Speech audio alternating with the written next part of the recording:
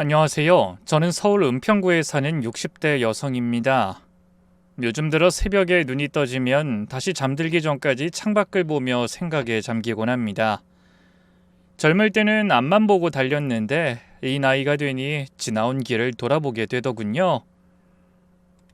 나이가 들수록 과거의 상처는 흐릿해지고 사랑하는 사람들과 함께하는 현재가 더욱 소중해지는 것 같아요.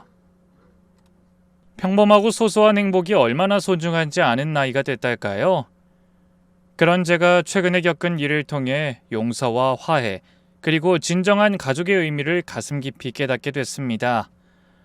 오늘 여러분과 바로 그 이야기를 나누고 싶어 이렇게 용기를 내게 됐네요. 이야기의 시작은 작년 3월로 거슬러 올라갑니다. 저는 담낭 절제술을 받기 위해 강북의 한 대학병원에 입원했어요. 병원에 가기 전날 오후부터 명치가 아프고 소화가 안 되는 것 같더니 점점 통증이 심해지더라고요. 소화제도 먹어보고 손도 따봤지만 소용없었어요. 결국 응급실에 가서 CT를 찍었더니 담낭염이라는 진단이 내려져 수술을 권유받게 됐습니다. 갑작스러운 소식을 듣고 달려온 남편이 제가 좋아하는 호두과자 봉지를 들고 병실로 들어섰어요. 수술 끝나고 먹으라고 사왔어. 당신이 제일 좋아하는 거잖아. 그렇게 말하며 침대 옆 탁자에 올려놨습니다. 회사 일은 좀 어때요? 요즘 너무 바빠 보이던데. 제가 묻자 남편은 한숨을 쉬며 대답했어요. 그 중국 거래처에서 또 계약 조건을 바꾸자고 해서 지금도 급하게 가봐야 할 것 같아. 미안하지만 수술하는 동안은 못 올 수도 있겠어. 저는 서운한 마음을 감추고 애써 웃어 보였습니다. 괜찮아요. 뭐 죽고 사는 수술도 아니고. 의사 선생님이 알아서 잘하시겠죠. 내 걱정하지 말고 일에나 신경 써요. 그 말에 남편은 제 손을 꼭 잡으며 미안해했습니다. 미안해. 대신 일 끝나고 바로 올게. 아무 걱정하지 말고 편안하게 수술 받아. 알겠지? 하지만 그 약속은 지켜지지 않았습니다. 수술이 끝나고 회복실에 있다 병실로 옮겨진 후에도 남편은 오지 않았네요. 전화를 걸어보니 당황해서 쩔쩔매는 말투로 이렇게 말하더라고요. 미안해. 지금 중국 거래처랑 회의 중이야. 저녁엔 꼭 갈게. 근데 뭔가 이상했습니다. 통화하는 남편의 목소리 뒤로 한 여자의 흐느끼는 소리가 희미하게 들리는 것 같았거든요. 하지만 심각한 회의 중에 갑자기 여자의 울음소리가 들릴 리는 없어 내가 잘못 들은 거겠지 생각하고 넘겨버렸습니다. 헌데 당연히 나중에라도 올 줄 알았던 남편이 수술이 끝난 다음 날에도 여전히 병실에 나타나지 않았어요. 그러고는 전화를 걸어 어쩔 수 없다는 듯 구구절절 변명을 하더군요. 오늘도 못 가게 됐어. 계약서 수정하느라 밤새야 할 것 같아. 전화기 너머로 들리는 남편의 목소리가 무척 피곤하게 느껴졌습니다. 그래서 투정하지 말아야겠다고 마음먹었는데 전날 들었던 그 울음소리가 또 들려왔어요. 회의 중이라던 남편의 뒤에서 들린 여자의 흐느끼는 소리 말입니다. 거기 누구 있어요? 제가 묻자 남편은 당황하는 기색이 역력했죠. 그 비서가 서류 정리하느라 야근하고 있어. 하지만 전 뭔가 석연치 않은 기분이 들었어요. 전화를 끊고 나서도 그 울음소리가 계속 귓가에 맴돌았죠. 틀림없이 젊은 여자가 우는 소리였지만 제가 아는 남편 비서의 목소리는 아닌 것 같았어요. 거기다 회사에서 야근하면서 무슨 울 일이 있으려나 싶어 모든 게 마음에 걸렸습니다. 다음 날 수술 후 3일째가 되었고 담당 의사가 회진을 왔죠. 정 선생님 회복이 아주 빠르시네요. 원래는 며칠 더 지켜보려고 했는데 내일쯤 퇴원하셔도 될 것 같습니다. 정말요? 이렇게 빨리 퇴원해도 괜찮을까요? 복강경 수술은 원래 2박 3일 정도 입원하세요. 고령인 분들은 며칠 더 계시기도 하고요. 근데 환자분은 경과가 좋아서 내일 퇴원해도 무리가 없으실 것 같네요. 다음 주에 외래는 오셔야 하니까 퇴원하실 때 예약 잡아드릴 겁니다. 그 말에 저는 반가운 생각이 들어 얼른 남편에게 전화하려다 그만뒀습니다. 바쁜 남편 신경 쓰이지 않게 혼자 퇴원하자고 맘먹었거든요. 조용히 집에 가서 기다리다가 퇴근한 남편을 깜짝 놀라게 해주면 좋을 것 같다는 생각도 들었고요. 사업하는 남편이 그맘때 중국 거래처 때문에 혼자 고생하는 걸 뻔히 알고 있었기 때문에 조금이라도 피곤하게 하고 싶지 않더라고요. 근데 불과 하루 만에 그런 제 생각이 멍청한 착각이었다는 걸 알고 얼마나 부하가 치밀었는지 모릅니다. 30년을 한결같이 남편을 믿고 산 제가 한심해서 눈물이 다 나더군요. 하지만 퇴원해 집에 도착하기 전까진 아무것도 모른 채 절 보고 놀랄 남편의 얼굴을 상상하며 혼자 웃었답니다. 퇴원 당일 저는 간호사의 도움을 받아 짐을 챙기고 혼자 퇴원 절차를 마친 뒤 택시를 타고 집으로 향했습니다. 집에 가면 뭐부터 할까? 맞다. 반찬이 떨어졌을 텐데 그 사람 혼자 라면만 먹었겠지? 저는 급하게 입원하느라 남편의 반찬을 챙겨주지 못했던 게 마음에 걸렸어요. 하지만 큰 마트까진 무리일 것 같아 집 앞 편의점에서 두부와 콩나물을 사 간단하게 국이라도 끓이기로 했습니다. 드디어 택시가 아파트 단지에 들어섰어요. 봄날의 따스한 햇살이 아파트 화단에 개나리를 환하게 비추고 있었습니다. 딱 1년 전 그맘때 남편과 함께 그 개나리 앞에서 사진을 찍었던 기억이 났어요. 그때 남편의 활짝 웃던 얼굴이 생각나 저도 모르게 입가에 미소가 떠올랐습니다. 잠시 후 엘리베이터를 타고 15층 우리 집 앞에 섰어요. 며칠 만에 집에 오니 마음이 들떠 비밀번호를 누르는 손가락이 가늘게 떨렸습니다. 아, 역시 내 집이 좋은 거야. 그러면서 현관문을 열고 들어섰죠. 그런데 얼핏 본 집안이 제 예상보다 무척 깨끗했습니다. 어머, 이 사람이 웬일로 청소를 다 했네? 남편은 원래 집안일엔 통 관심도 소질도 없는 사람이었어요. 그래서 온 집안이 엉망으로 어질러져 있을 거라 생각했는데 한눈에 봐도 너무 깔끔해 보여 의외더라고요. 그런데 그때 신발을 벗고 거실로 들어가려던 제 눈에 낯선 여자 구두 한 켤레가 가지런히 놓여있는 게 보였습니다. 순간 심장이 쿵 내려앉는 소리가 들리는 것 같았어요. 설마... 아니야. 회사 직원이 서류를 가지러 왔나? 그렇게 마음을 진정시키며 집 안으로 들어섰는데 거실에서 TV 소리가 들렸습니다. 화가 잔뜩 난 여주인공이 불륜을 저지른 남편에게 고래고래 소리를 지르고 있더군요. 저는 두근거리는 심장을 부여잡고 조심스럽게 TV 앞으로 갔습니다. 그런데 눈으로 보고도 믿기지 않는 장면이 펼쳐져 있었어요. 거실 소파에 30대로 보이는 젊은 여자가 누워있는 게 아니겠어요? 그것도 제가 아끼는 잠옷을 입고 말이죠. 은은한 핑크피치 감도는 그 잠옷은 몇 년 전 제 생일에 남편이 선물로 사준 것이었어요. 당신한텐 이런 화사한 색이 잘 어울려 라며 건네주던 그 잠옷을 제 눈앞에서, 그것도 우리 집 거실에서 처음 보는 낯선 여자가 마음대로 입고 있었던 겁니다. 여자는 마치 우리 집의 모든 게 자기 것인 양 편안한 자세로 TV를 보고 있었어요. 테이블 위에는 과일이 놓여 있고 제가 아끼는 찻잔에 커피도 담겨 있었죠. 저는 갑자기 수술 부위가 욱신거리는 느낌이 들었어요. 가슴은 미친 듯이 뛰었지만 머리는 백지가 되어버린 듯했죠.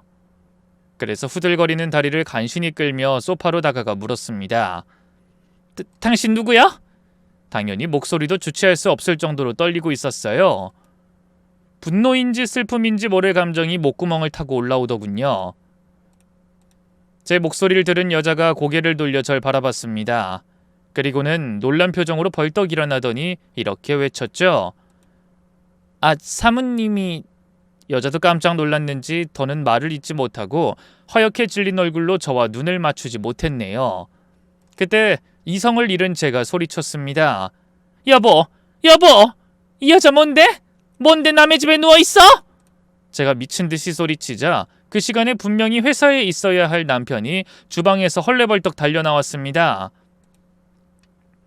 앞치마를 두르고 있는 걸 보니 요리를 하고 있는 것 같았죠. 저를 본 남편의 얼굴 역시 여자처럼 새하얗게 질리더군요. 여보, 아니 어떻게 온 거야? 퇴원은 분명 내일이라고.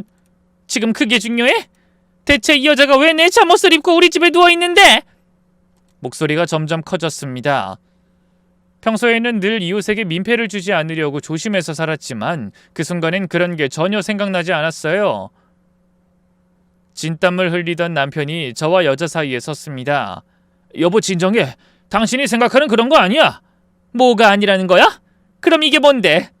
병원에 입원한 마누라 나 몰라라던 남편이 내가 아끼는 잠옷까지 내줬어. 30년 넘게 주방에 얼씬도 안 하던 사람이 앞치마까지 두르고 난리법석이잖아. 이걸 도대체 뭐라고 설명할 거야?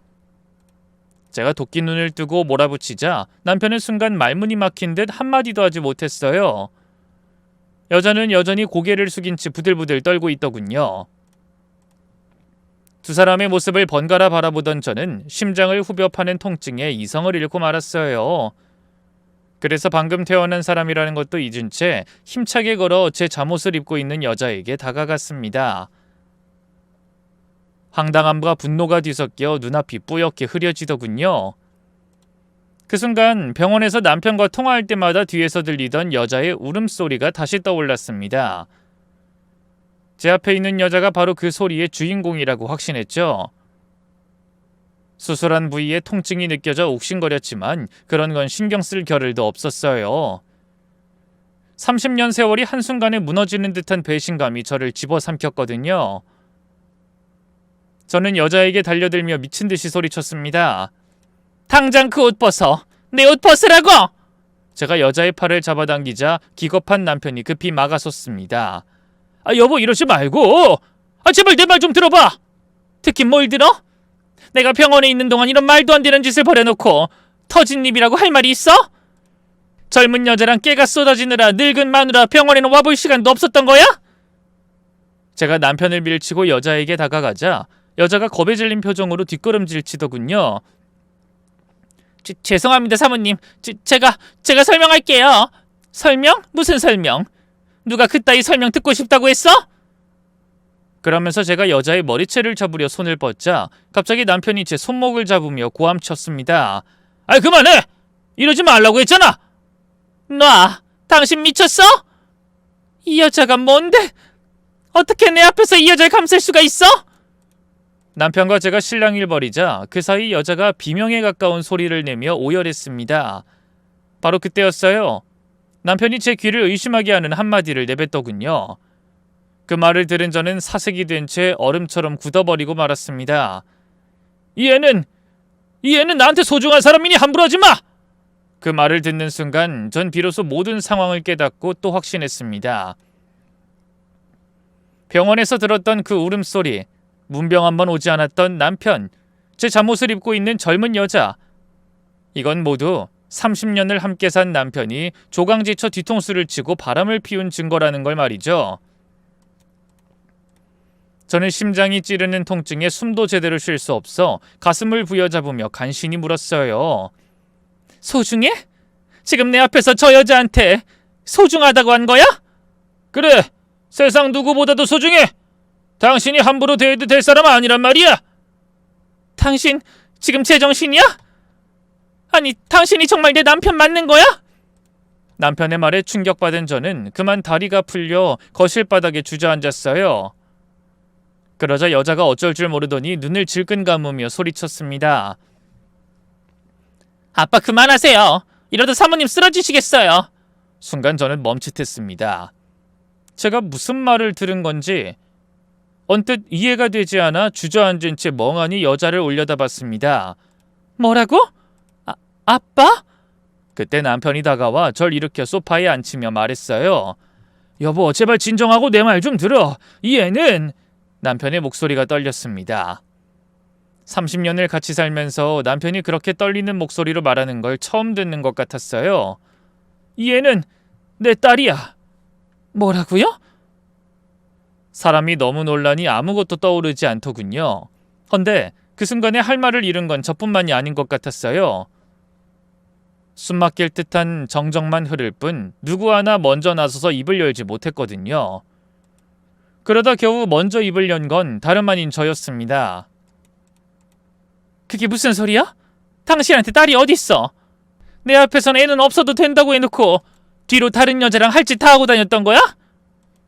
사실 저희 부부에게는 아이가 없었어요. 병원에 가도 별 이상이 없다고 했는데 이상하게 아무리 노력해도 아이가 생기지 않았죠. 전 그게 남편을 만나기 전 제가 겪었던 초년의 고통 때문에 스트레스를 받아서 그런 거라고 생각했네요. 그래서 늘 미안한 마음을 안고 남편에게 빚을 진 사람처럼 살았습니다. 그런데 그런 남편에게 딸이 있다니. 그렇다면 지난 세월 아이가 없어 힘들어하던 저를 위로한 건 남편의 가증스러운 연기였다는 말이죠. 그 여자의 정체가 내연녀든 남편의 딸이든 저에게 크게 달라지는 건 없는 것 같았어요. 그때 남편이 한숨을 쉬며 입을 열었습니다. 바람이라니 그런 거 아니야. 이 애는 내가 당신하고 만나기 전에 사귀던 여자가 낳은 아이야. 정이라고 기억나지? 내가 한번 얘기한 적 있잖아. 정이? 그 당신이랑 결혼까지 약속했다가 집안 반대로 헤어졌다던 여자? 그래. 남편의 입에서 나온 여자의 이름은 저도 익히 알고 있던 이름이었어요. 결혼 초에 남편이 한번 언급했던 첫사랑이었죠. 부유한 여자의 집에서 가난한 집 장남이던 남편과의 결혼을 반대해 결국 헤어지고 다른 남자와 결혼했다던 여자였어요. 정희가 내 아이를 가졌었어. 근데 그걸 아무한테도 말하지 않고 다른 남자랑 결혼했지. 그리고 33년을 비밀로 하고 살았던 거야. 하지만 저는 여전히 그 말이 믿기지 않았습니다. 그래서? 그게 이 애가 당신 딸이라는 증거가 돼? 그러자 남편이 거실 서랍장 위에 놓인 서류 한 장을 저에게 내밀었습니다. 친자 확인 서류야. 나도 세상에 내 아이가 있다는 걸 한 달 전에 알았어. 그래서 부랴부랴 검사를 했고 이렇게 나랑 부녀 관계라는 결과를 받았어. 저는 떨리는 손으로 서류를 열어 내용을 확인하고 입술을 깨물었어요. 서류에는 분명 그 아이와 제 남편이 피를 나눈 사이라고 적혀 있더군요. 그런 제 모습을 지켜보던 남편이 조심스럽게 입을 열었어요. 한 달 전에 아이 엄마가 위암 말기 판정을 받았다면서 연락을 해왔어. 죽기 전에 나한테 사실을 알리려고 전화한 거지. 미안하다면서 사실은 그때 내 아이를 낳았다고 하더라고. 남편은 이미 몇 년 전에 먼저 세상을 떠났고 자기마저 떠나면 아이가 기댈 사람이 없을 거라면서 나한테 딸을 부탁한다고 했어. 남편의 눈에 눈물이 고였습니다. 나도 처음엔 믿지 않았어. 30년이 넘었는데 이제 와서 무슨 소리냐고. 근데 그 모든 게 다 사실이더라고. 근데 왜 나한테 말 안 했어? 나도 혼란스러웠어. 30년 만에 딸이 있다는 걸 알게 됐는데 당신한테 어떻게 쉽게 입이 떨어지겠어? 저는 정신을 가다듬으며 남편의 딸을 다시 한번 살펴봤습니다. 자세히 보니 남편과 눈매가 많이 닮은 것 같았어요. 근데 왜 우리 집에서 이러고 있는 거야? 자기 집이 있을 텐데. 제가 한숨을 쉬며 묻자 남편이 주먹을 불끈 쥐고 답했어요. 그게 영미가 집에 못 가는 사정이 있어서. 영미? 이름이 영미구나. 근데 사정이라니 무슨 사정? 그때 이성을 좀 찾은 제가 아이를 찬찬히 뜯어보다 한 가지 이상한 점을 발견했어요. 그래서 조심스럽게 다가가자 상대가 움찔하며 뒤로 물러서더군요. 하지만 저는 아랑곳하지 않고 손을 뻗어 아이의 팔을 잡아당겨 잠옷을 걷어봤습니다. 그러다 깜짝 놀라 외마디 비명을 질렀죠. 어머나! 남편의 딸 온몸에 시퍼런 멍이 들어있었습니다. 한두 개가 아니었어요. 잠옷이 채 가리지 못한 볼과 손목에도 시퍼런 흔적이 남아있었죠. 이건 혹시... 그러자 아이가 황급히 소매를 내리며 소리쳤어요. 괜찮아요. 이건... 괜찮긴 뭐가 괜찮아. 이거 맞은 거지. 틀림없어. 그런 제 말에 갑자기 남편의 딸이 눈물을 흘리기 시작했습니다. 죄송합니다, 사모님.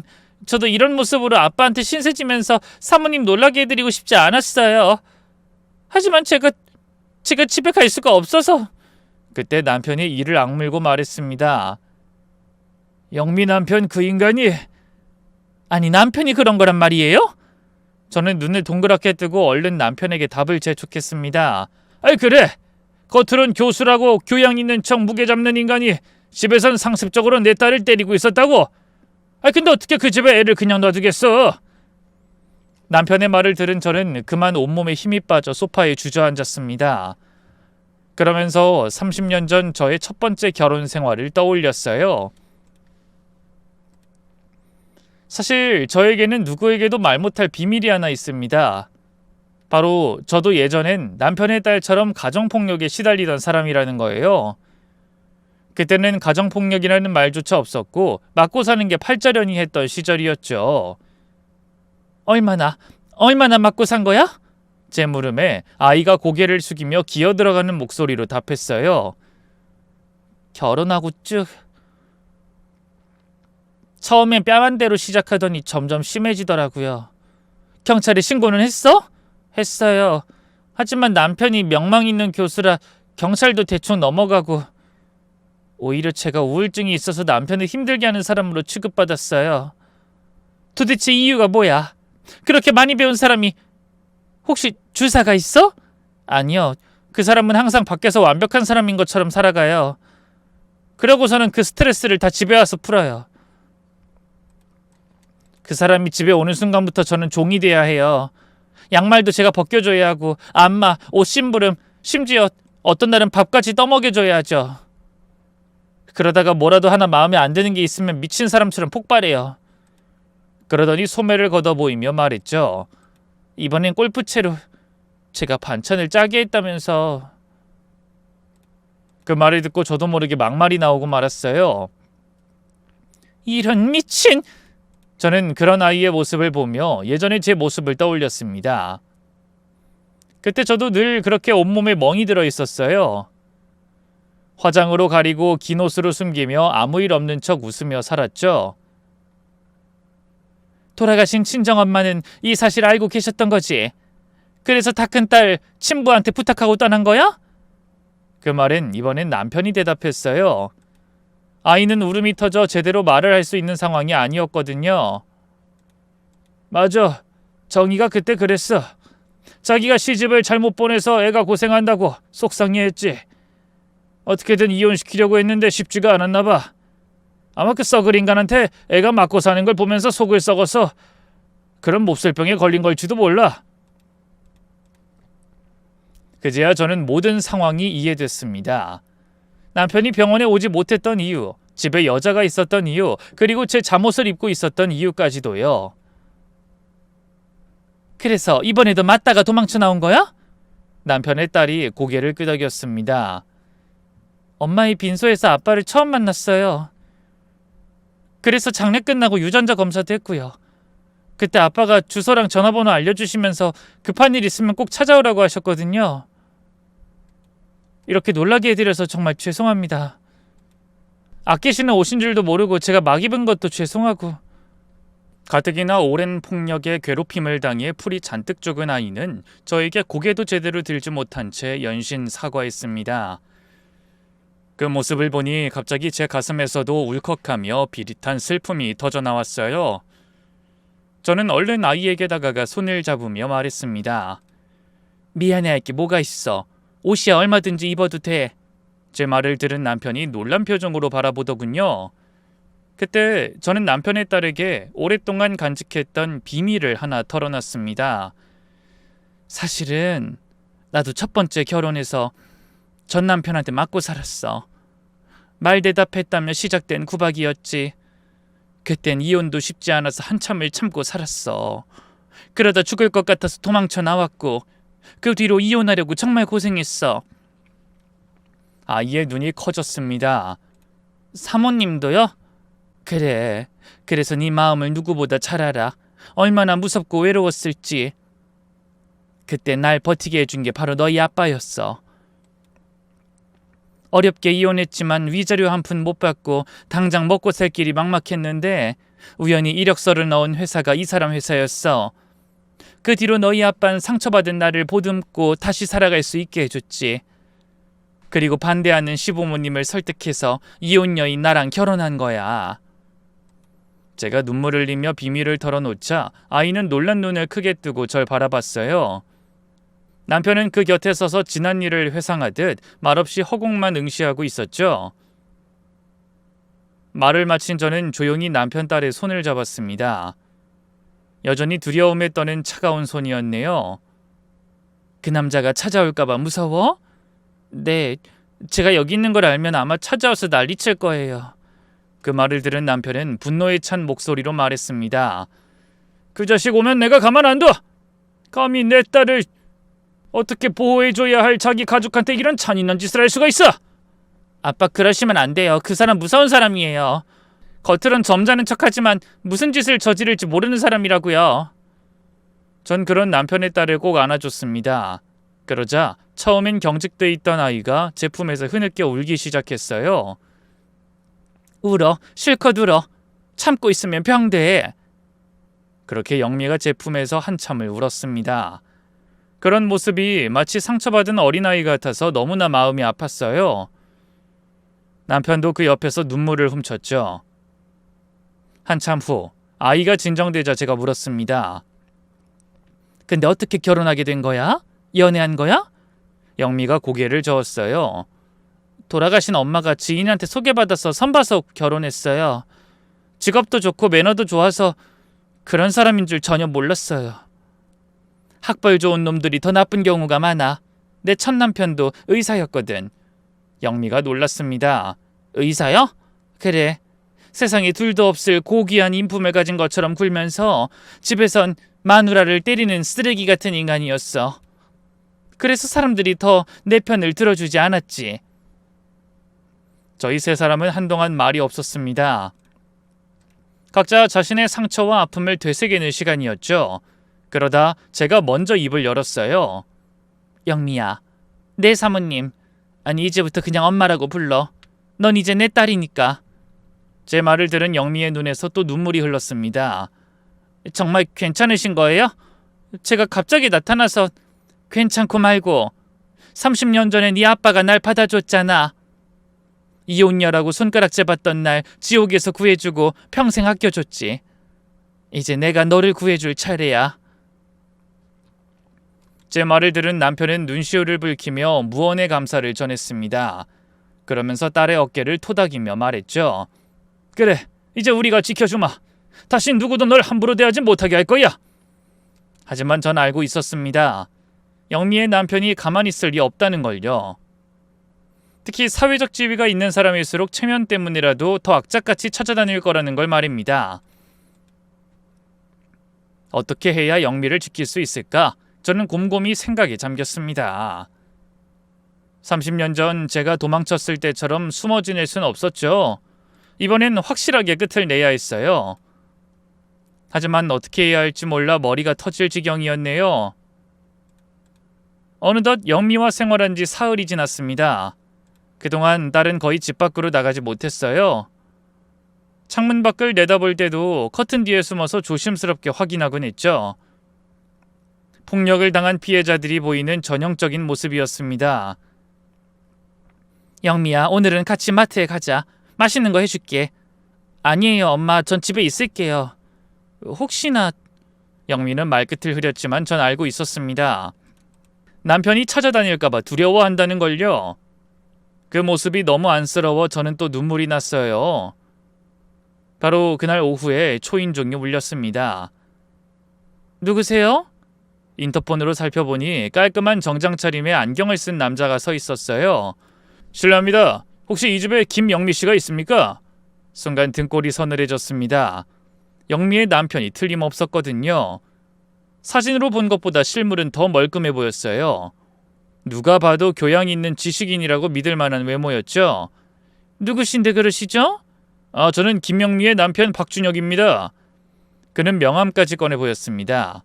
정중한 태도였지만 눈빛은 날카롭더군요. 그런 사람 없는데요. 집사람이 여기 있다는 걸 알고 있습니다. 장인어른 댁이라고 들었습니다만. 남자는 이미 딸에 대해 모든 걸 알고 있는 것 같았어요. 하긴 돈만 주면 뭐든 알아내는 세상이니 어려운 일도 아닌 것 같았죠. 딸에게 사람 하나 붙이는 건 일도 아니었을 것 같더군요. 아내를 데려가겠습니다. 이건 어디까지나 부부 문제입니다. 무슨 말씀을 하는지 모르겠네요. 계속 이러시면 경찰 부르겠습니다. 바로 그때 영미가 거실에서 나오다 인터폰에 뜬 얼굴을 보고 하얗게 질렸습니다. 어떻게 여길... 그때 딸의 목소리를 들었는지 남자가 갑자기 크게 소리쳤어요. 영미야, 집에 가자. 내가 잘못했어. 앞으로는 안 그럴게. 영미는 인터폰 화면을 보면서도 벌벌 떨며 뒷걸음질을 쳤습니다. 싫어요. 저 안 갈 거예요. 영미야, 이러지 마. 내가 잘못했다고 하잖아. 우리 병원 가서 상담도 받고. 전 그 말을 듣고 있기가 싫어 인터폰에 대고 빽 소리를 질렀습니다. 그만하세요. 본인이 가기 싫다는데 왜 그래요?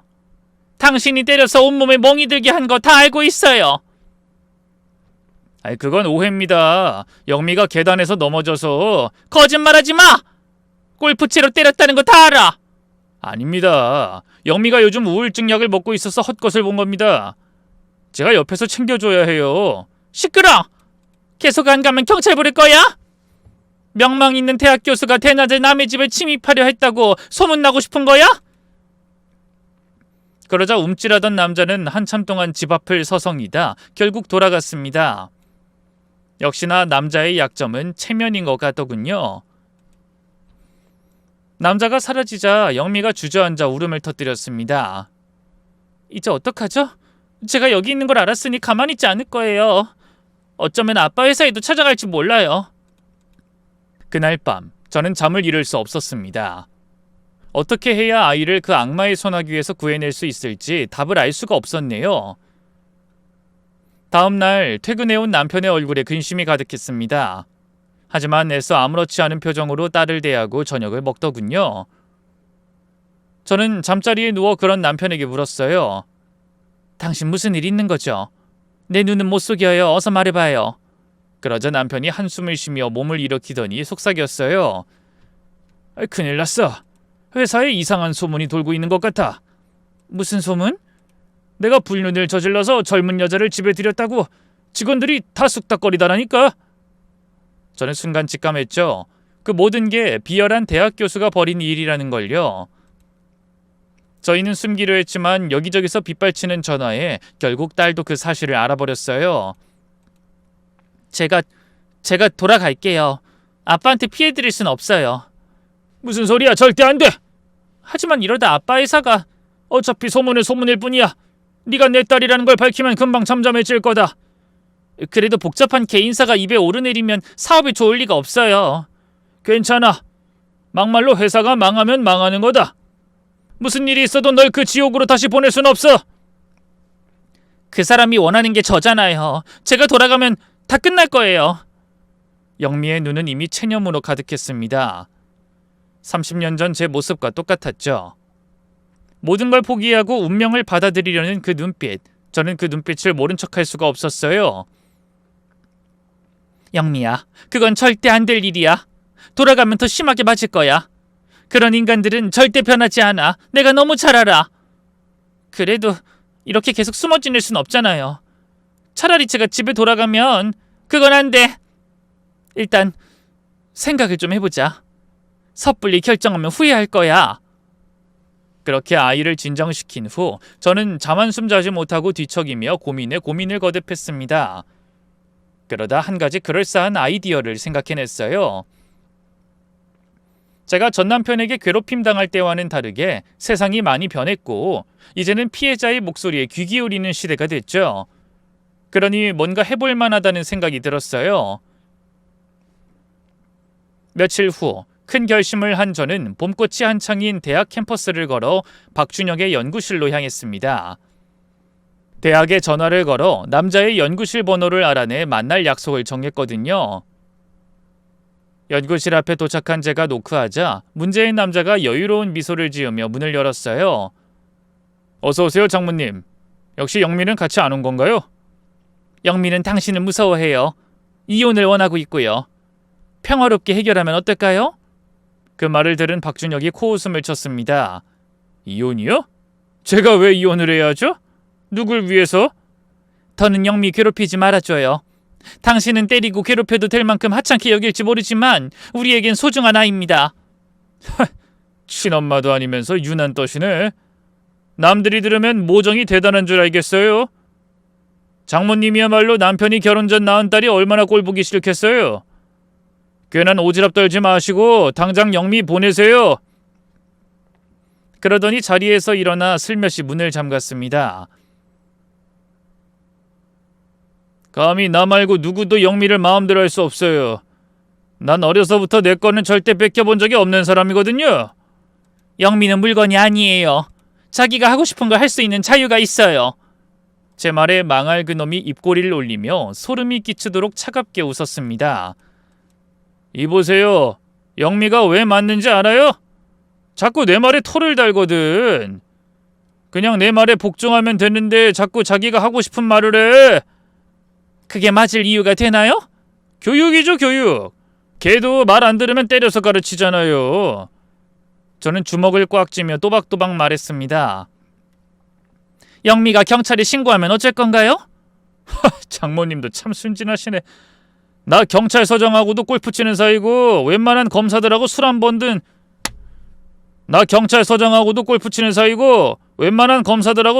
다 마셔본 사람이라고. 영미가 신고해봤자 미친 여자 취급밖에 못 받아. 괜히 골치 아픈 일 만들지 않게 잘 타일러서 얼른 집으로 돌려보내요. 지금 날 협박하는 건가요? 조언이죠. 남편 다 늙어 천하의 파렴치한 인간으로 낙인 찍혀서 사업 쫄딱 망하는 거 보고 싶지 않으면 영미 빨리 돌려보내는 게 좋을 거예요. 역시 그런 얼토당토하는 유언비어 흘린 것도 당신이지? 아이, 그건 그냥 맛보기였어요. 원한다면 더 할 수도 있지. 뭐 요즘은 기술력이 많이 좋아져서 돈만 주면 못 만들어내는 영상이 없더라고. 화끈한 영상에 장인어른 얼굴 합성하면 소문을 뒷받침해줄 아주 볼만한 영상이 나올 것 같은데? 제가 놀라자 남자가 절 비웃으며 조롱했죠. 아이, 그러게 사람을 보고 설쳤어야지. 더 이상 후회할 일 만들지 마. 마지막 충고야. 한 가지만 물을게요. 대체 왜 여자를 때리는 거예요? 이유가 뭐야?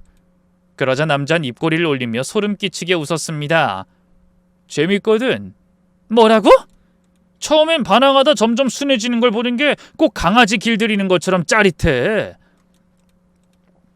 그 말에 소름이 돋았어요. 하지만 저는 놀란 가슴을 진정시키고 천천히 핸드폰을 꺼내면서 말했죠. 박 교수님, 근데 혹시 이거 아시나? 요즘은 대화를 녹음하기가 쉬워졌다는 거. 제가 여유롭게 웃자 갑자기 남자의 얼굴이 하얗게 질렸습니다. 뭐라고? 방금 했던 우리 얘기가 여기 내 핸드폰에 다 녹음됐어.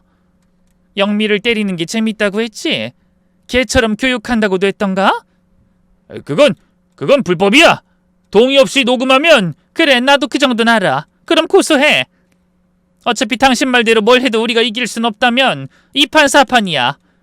그냥 처벌받을 각오하면 그만이라고. 어차피 우린 당신 정체 만천하에 공개하는 게 목적이니까. 이 녹음 파일이 공개되면 누가 더 손해일까? 그 말이 끝나기가 무섭게 남자가 험상궂은 표정으로 제 핸드폰을 빼앗으려고 다가왔어요. 저는 재빨리 뒤로 물러났죠. 그러자 흥분한 남자가 갑자기 제 머리채를 잡더니 벽으로 몰아붙이고 이를 갈며 소리쳤습니다. 난 늙은이라고 봐주는 거 없어! 감히 누굴 상대로 개수작이야! 그러더니 저를 바닥으로 냅다 내동댕이 치며 핸드폰을 거칠게 빼앗아 버렸죠. 그래도 화가 풀리지 않는지 핸드폰을 던지고 발로 밟아 산산조각이 나도록 부러뜨렸습니다. 이게 뭐하는 짓이야? 뭐하긴! 겁없는 노인네가 함부로 까불지 못하도록 정신 번쩍 나게 경고하는 거지. 그러게 좋게 말할 땐 나대지 말고 영미 보내라고 했지. 그러면서 제 뺨을 향해 손을 치켜들었어요. 순간 전 남편에게 구타당하던 끔찍한 기억이 되살아나며 어떻게든 피해야 한다는 생각이 들었습니다. 하지만 생각과 달리 몸은 뻣뻣하게 굳어 손가락 하나 움직일 수가 없었습니다. 결국 꼼짝없이 맞겠구나 하던 그 순간 갑자기 연구실의 문이 열리며 누군가 소리쳤어요. 박 교수, 지금 이게 뭐하는 짓이야? 아니, 이 사장님 어떻게... 폭력 교수를 제보한다면서 영상통화를 요청하길래 혹시나 했는데 그게 박 교수였던 거야? 영상통화요? 설마... 그래! 자네가 장모님이라는 저분과 대화 나누는 걸 영상통화로 처음부터 끝까지 다 들었어! 난 우리 대학 교수를 괜히 명예훼손하려는 줄 알고 지켜봤는데 어떻게 이런 말도 안 되는 짓을 벌일 수가 있어? 남자는 그제야 저에게 뒤통수 맞았다는 사실을 알고 사색이 든 얼굴로 어쩔 줄 몰라 있습니다. 저는 몸을 일으키고 남자를 향해 웃으며 말했어요. 어머, 내가 이사장님한테 우리 사위 잘 부탁드린다고 인사드리려고 전화를 걸어놓고 끊는 걸 깜빡했네? 본의 아니게 부끄러운 집안 사정을 공개하게 돼서 아쉽네요. 이런... 남자는 이를 악물고 저 노려봤지만 보는 눈이 많아 아무것도 하지 못한 채 입술만 깨물더군요.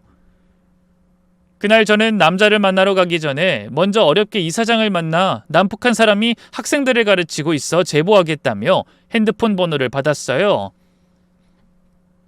그리고 연구실에 들어서기 전 그 번호로 영상통화를 걸었던 겁니다. 그런 것도 모르고 대화 내용을 녹음했다는 말을 들은 남자가 약이 오를 대로 올라 길길이 날뛴 거죠. 그렇게 핸드폰을 박살내고 안심했던 남자가 이사장의 등장에 경기하듯이 놀란 거예요. 그 이후 저는 소란을 듣고 달려온 학생과 교수들의 보호를 받으며 그 자리를 벗어났습니다. 하지만 여전히 다리가 후들거리고 정신이 없어 학교 의무실에서 안정을 취하다 택시를 타고 돌아왔네요. 그날 밤 이런 사실을 듣게 된 남편과 영미는 기겁하더군요. 남편은 호들갑스럽게 다가와 제 몸을 여기저기 살피며 소리쳤어요. 당신 제정신이야? 아니 어떻게 그런 인간을 상대로 겁도 없이 혼자 나서서 그런 짓을 해? 그 자식이 눈이 돌아서 무슨 짓을 벌일 줄 알고? 그래서 일부러 대낮에 학교를 찾아간 거예요. 그런 인간일수록 자기가 누리는 걸 놓치고 싶지 않아서 지키려 하는 게 많으니까. 엄마 저 때문에 정말 죄송하고 감사해요. 아니야, 이건 꼭 너만을 위한 일은 아니었어. 예전에 내가 하지 못한 일을 이제는 달라진 세상에서 한번 시도해보고 싶었어. 이번 일을 해내야 예전 내 상처도 완벽하게 아물 수 있을 것 같았거든. 그건 사실이었습니다. 남편을 만나 행복하게 사는 30년간 제 지난 상처가 완벽하게 아물었다고 생각했지만 그게 아니었어요. 저와 똑같이 고통받는 영미를 보자 그때의 상처에 다시 소금을 뿌린 듯 아프고 벌어진 틈 사이로 피고름이 나는 기분이었네요. 끔찍한 어둠의 기억과 상처가 아직도 제 무의식의 한 구석에 여전히 남아 있었던 겁니다. 그래서 전 결심했어요. 비록 30년 전에는 말 한마디 제대로 못하고 그저 이혼해달라고 매달리기만 했지만 이번엔 절대 그러지 않겠다고요. 달라진 세상에서 달라진 제가 어떻게든 당당하게 영미를 위험에서 구하리라 다짐한 거죠. 그리고 그 복수를 가장 통쾌한 방법으로 후련하게 해낸 겁니다. 남편과 딸은 큰일 날 뻔했다며 한숨을 쉬었지만 제 가슴은 기쁨으로 벅차올랐어요. 그런 일이 있고 난 후 파렴치하니 제대로 대가 치르는 모습까지 지켜보게 됐거든요. 사건이 있고 일주일 만에 남자는 대학에서 파면됐습니다. 뻔뻔한 가정폭력범이 장모까지 폭행하려 했다는 소식이 학교 전체에 퍼지며 학생들이 수업을 거부했고 징계위원회가 열리게 됐던 거죠. 그 사이 딸도 이혼 소송을 제기했습니다. 영미가 혼자서 싸울 땐 아무도 딸의 편이 되어주지 않았지만 이번엔 달랐습니다. 증거와 증인이 너무나 확실했거든요. 엄마 정말 고마워요. 엄마 아니었으면 전 평생 그 지옥에서 못 나왔을 거예요. 내가 고마워. 덕분에 30년 전 내 한도 풀었으니까. 이혼 재판은 빠르게 진행됐어요. 딸의 전 남편은 이미 사회적으로 매장된 상태였고 그의 변호사조차 제대로 변호하기 어려워했습니다. 결국 이혼이 성립됐고 남자가 딸에게 거액의 위자료를 지급하라는 판결까지 받게 됐어요. 그렇게 기세 좋던 딸의 전 남편은 고개 숙인 채 아무 말도 하지 못했습니다. 이미 남자의 곁에는 아무도 남아있지 않았고 사회적 위치와 명예를 모두 잃었죠. 예전에 딸과 제가 그랬듯이 세상으로부터 철저하게 고립된 겁니다. 얼마 후 남자는 가정폭력으로 실형도 선고받았습니다. 그날 법정에서 끌려가는 전 남편의 모습을 보는 영미의 얼굴엔 깊은 안도감과 평화로운 미소가 떠올랐네요. 그런 일이 있고 1년이 지난 지금 영미는 완전히 새로운 삶을 살고 있습니다. 직장도 다시 구했고 가정폭력 상담기관에서 자원봉사도 하며 자신과 같은 피해자를 돕고 있죠. 저는 여전히 남편의 곁을 지키며 그런 영미를 친딸로 받아들여 행복한 노년을 보내고 있습니다. 비록 늦은 만남이지만 저와 영미는 같은 아픔을 지녔다는 동질감을 느끼며 서로에게 없어서는 안 될 존재가 되었네요. 저는 오늘도 그런 딸과 함께 저녁을 준비합니다. 남편은 거실에서 TV를 보며 상이 차려지길 기다리고 있죠. 비록 평범한 일상이지만 저흰 그 평범함이 얼마나 소중한지 너무나 잘 아는 사람들입니다. 엄마, 오늘은 제가 김치찌개 끓일게요. 그래? 우리 딸이 도와주니 저녁 준비가 한결 편해지고 재밌네. 그렇죠? 역시 딸이 최고죠? 여부가 있어? 내가 우리 딸 없을 땐 어떻게 살았는지 모르겠다. 그런 저희의 대화를 듣던 남편이 슬그머니 들어와 웃으며 말했어요. 야, 이거 다 늙어서 아들 하나 낳을 수도 없고 갑자기 외로워지는데. 그런 남편의 너스레에 세 사람이 함께 웃었습니다. 딸이라는 단어는 저에게 아직도 좀 낯설지만 따뜻한 말입니다. 30여 년 전 세상 모든 사람에게 버려진 것처럼 외롭던 저를 남편이 든든하게 지켜주었듯이 저도 딸이 다시 새로운 사랑을 찾아 행복의 새 여정을 떠나기 전까지 그 곁을 열심히 지켜줄 생각입니다. 60이 훌쩍 넘은 나이, 누군가는 지는 해이며 인생의 황혼기라고 하지만 저의 봄날은 이제야 시작되었습니다. 평생 부모가 되지 못할 거라고 생각했던 제가 사랑스러운 딸을 얻었고 30년 묵은 한을 풀었으며 무엇보다 제가 누군가에게 힘이 될 수 있다는 사실을 알게 됐거든요. 힘겨운 시간을 보냈던 우리 가족이 앞으로도 서로를 지키고 사랑하며 행복한 미래를 만들어갈 수 있도록 많은 응원 부탁드립니다. 감사합니다.